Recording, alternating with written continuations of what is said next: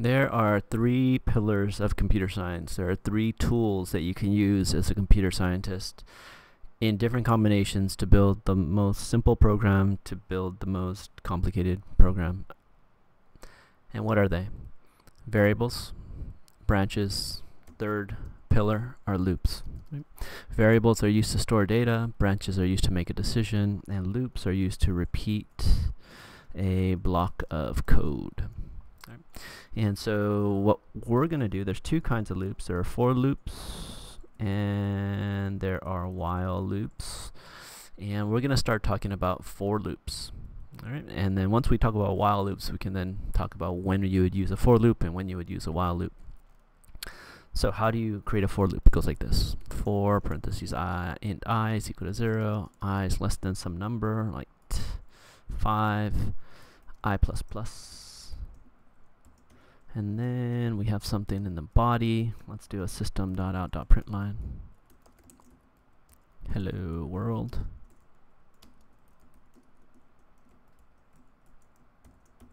Okay, so let's go ahead and run this and let's see what happens. You can see it prints out hello world 1, 2, 3, 4, 5 times. And you'll notice in the for loop there's a 5 here. Right? Correlation? Possibly. How does the for loop work exactly?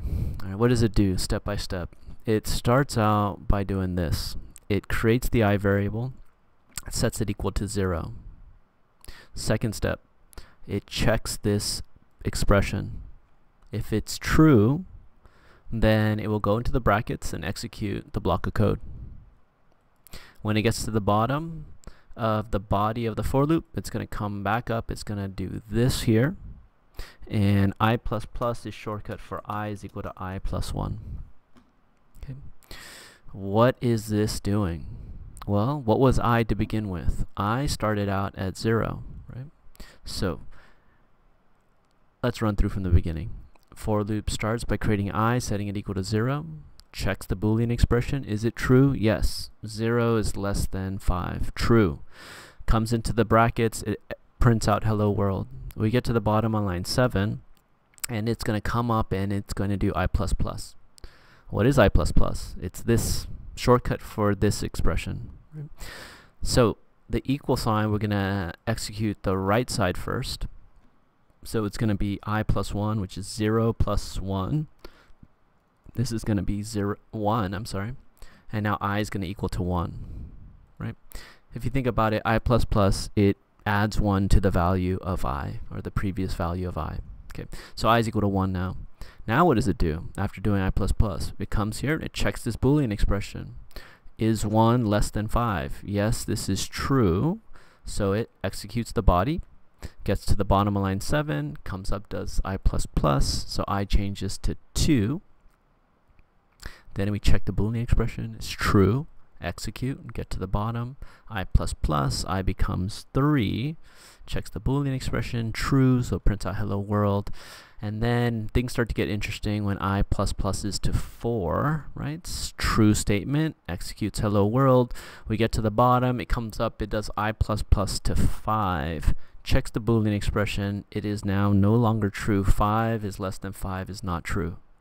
So it goes to the end of the for loop and it continues your code. But that's the end of our program, so our program ends. All right. So how many times did it print out hello world? It printed out hello world when I was equal to 0, 1, 2, 3, and 4. Now how many times was that? That's 1, 2, 3, 4, 5 times, right?